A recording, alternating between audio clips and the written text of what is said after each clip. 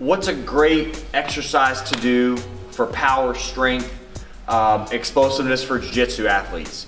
So Joe had said that a power clean is the one that he recommends. I go to Joe for a lot of strength tips, instruction on building power, building strength, just because he's a coach that specializes in this type of thing. So Joe's over here at Grindhouse Crossfit, so he's gonna help me out today with a power clean. So Joe, power clean, complex movement, how do you teach someone to do it? Absolutely, man. So like, there is nothing that will add more raw explosive strength to any athlete out there than power cleans. It's not something I feel comfortable, or any, I think, really good coach feels comfortable teaching in just a video, because it's an advanced movement. There's a lot of things that can go wrong on it.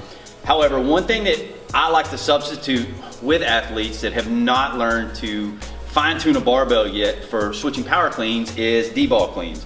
Now, this is just a sand-filled rubber ball. You can also do this with a sandbag, Atlas stone. See a lot of strongmen do this, okay?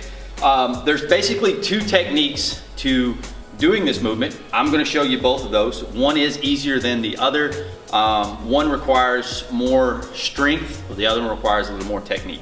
So we're definitely gonna touch on the technique one first. So the first thing we're gonna do is talk about how we're gonna pick this up off the ground. So what we're gonna do first, guys, is imagine the ball is a barbell, okay? Right across the center of that ball is the barbell. So we're gonna start as if the barbell would be close to our shins, just like our normal power cleans. From here, we're going to squat down into a very low position. We're going to use our forearms pressed against the ball, as well as our hands under the ball, in order to get this ball off the ground. From here, all we're gonna do is leg drive and set the ball onto my knees. Now this is called the lat method. So we're just going to squeeze here, and I'm gonna set the ball onto my knees, okay? From here, what I'm gonna do, get a nice bear hug on the ball, and I'm gonna place my chin onto this ball. Now the reason I'm placing my chin, guys, is if you notice, if I stand up with this ball on my chin, look how high it is on my chest. What I'll see a lot of athletes do is they'll sit here, they'll bear hug it, and stand up. It's a huge difference in with the positioning of that ball from finishing this movement. So the ball is on my lap, bear hug. I'm going to now stand up and explode my hips, throwing the ball over my shoulder to finish the movement. So that is the lat method. The other method is the scoop method, guys. Same principles, start up, line across the ball as if we're gonna lift it. This just requires a little more explosive strength. This is a lighter ball for me, so it's easier to do. For some people, I definitely recommend that lat method, especially when you're just learning this movement. I'm gonna reach down, I'm going to scoop up the ball, I'm going to skip my lat, just roll it up my chest as quick as I can, okay? Either one of these will work just as well. So I gotta get here, yep, on your knees. Use your forearms, hands under it. Keep your feet flat. See, I can't. There you go. I can't go. Drive your legs. Don't pull with your arms. Drive with your legs like a deadlift. Good. Set it on your knees. Good. Bear hug it. Don't. Nope. All right. So let's talk about that. Whew. That's just hard to pick up. You see how I have my arms around the ball and I use my hips to push the ball over my shoulder.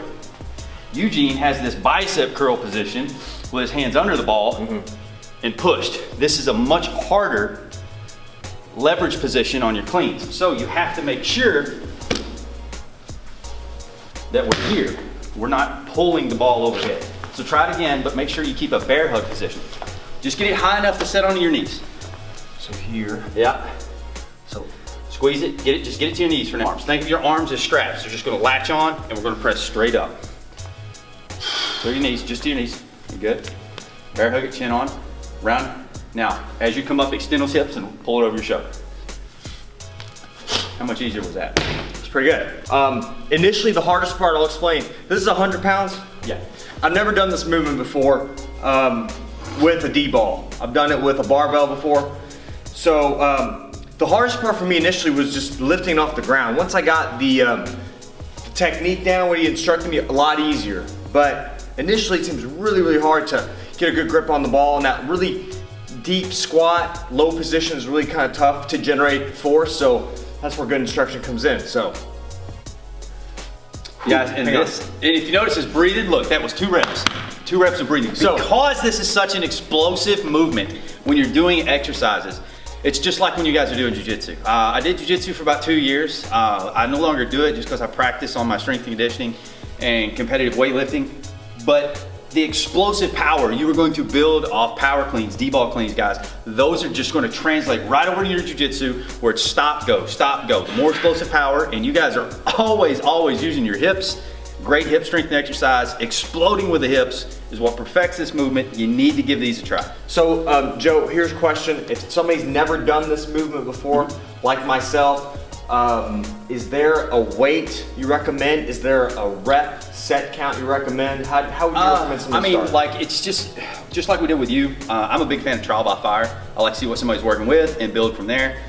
So as far as rep range goes, just starting out, that doesn't exist. What I would more focus on is just practicing the technique. Even if it's a wall ball, like a 20-pound wall ball, I do that with a lot of our athletes in our gym, is practicing getting it to the lap, hugging, using the hips to extend. Not what we're trying to focus on, guys, that you're extending and popping with your hips. You're not just standing straight up, then going back and trying to come over your shoulder. It's still a technical lift. It's not as technical as power cleans with a barbell, but it's easier to teach. It teaches you how to use your hips, and then you can go on to the barbell later. So the big thing here, you're getting in this low squatted position. You're kind of having to open up and extend, which in Jiu-Jitsu is very important for posture, maintaining posture, not getting broken down in guard or getting pulled down. So that's a great additive, you know, something really positive to do that can really help your Jiu-Jitsu. I always feel that things that are outside of Jiu-Jitsu that can benefit, you know, you guys are really important. So strengthening outside of Jiu-Jitsu, you know, mobility and conditioning work is going to help, because when you have 2 people that are on the same level, you know, skill level in Jiu-Jitsu, but somebody's got better conditioning or strength or power, they're going to actually have the advantage, in my opinion. So it also helps prevent injury too. You know, the stronger you are, I think that's going to really be a benefit in preventing injury. So guys, Joe is on social media. Joe, where can they find you? Just average Joe C on Instagram.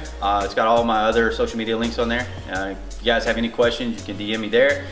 You can reach out to me through Eugene. Anything I can do to make guys stronger. If you want to train with Joe, right there, Grindhouse CrossFit, Louisville, Kentucky, check him out. He's good at what he does. Thanks, guys. How's that feel now? Not that bad, right? It's not bad. Here, lift it again, just shits and giggles. Let's just do a good one. Good as you can. Leg press it up. You had here. Arms straight, yeah. So I'm lifting with my fingertips and forearms straight to the knees.